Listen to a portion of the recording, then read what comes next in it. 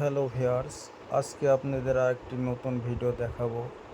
সেটি হচ্ছে পদ্মা পাড়ের বিয়ে। পদ্মার পাড়ে যারা বসবাস করে পদ্মার চরে, তাদের জীবন জীবিকা কেমন সেটা আজকে আপনাদের তুলে ধরেছি। তো তুলে ধরার মাঝে একটি বিয়ের প্রোগ্রাম পেলাম, প্রোগ্রামটি আসলে তুলে ধরলাম। দেখুন পদ্মার পাড়ের চরের মানুষদের বিয়েতে কেমন কষ্ট হয়।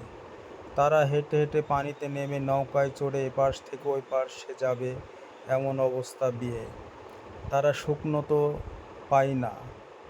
তারা এমনভাবে বসবাস করে, ঝড় বৃষ্টি কাদা বর্ষা সবই সমান তাদের কাছে। এপার থেকে ওপার যাওয়ার জন্য তাদের নৌকা প্রয়োজন। নৌকা ছাড়া তাদের চলেই না, সব সময় নৌকা যানবাহন। তো বন্ধুরা দেখুন পদ্মার পাড়ের লোকজনের কেমনভাবে বিয়ে হয় যাতায়াতের জন্য নৌকায় চড়ে যেতে হচ্ছে কত কষ্ট করে। এদিকে মাঝি ভাইয়ের তেল ফুরিয়ে গেছে, তেল তুলছে নৌকাতে। আর এদিকে বিয়ের বরযাত্রীরা সবাই উঠছে, বউকে নিয়ে সবাই উঠল এবং নৌকাটা ছাড়লো। ওই চরে যে থেকে এই চরে আসতে হবে, এর জন্য তো বউকে হাঁটতে পারবে না, বউকে একটু কোলে করে নিয়ে চলে আসলো। বউয়ের হাঁটা একটু কষ্ট হচ্ছে, এর জন্য পায়ে ফোসা পড়ে গেছে। তো বন্ধুরা দেখুন কিভাবে বরযাত্রীরা এপার থেকে ওপার যাওয়ার জন্য উঠছে।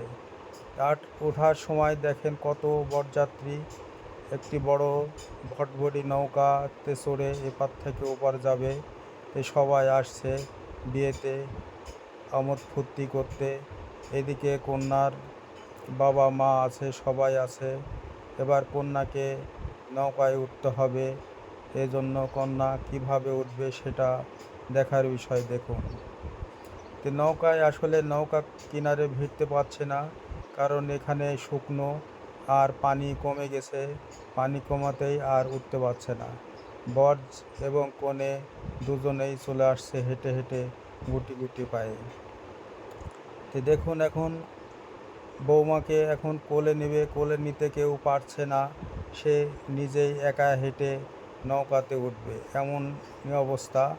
সে একা একা নৌকাতে উঠবে। আর এদিকে এদিকে গাড়োয়ানেরা বউ নেওয়ার জন্য বসে আছে তিনটে গাড়ি নিয়ে, যেখানে বসে তাদেরকে জিরাচ্ছে শরীর, যে বউয়েরা আসলে তারা গাড়িতে করে নিয়ে বউকে নিয়ে যাবে। তো বউকে নেওয়ার জন্য তিন গাড়ি বসে আছে। আর আমি এদিকে হাওয়াখানায় হাওয়া খাচ্ছি আর ভিডিও করছি।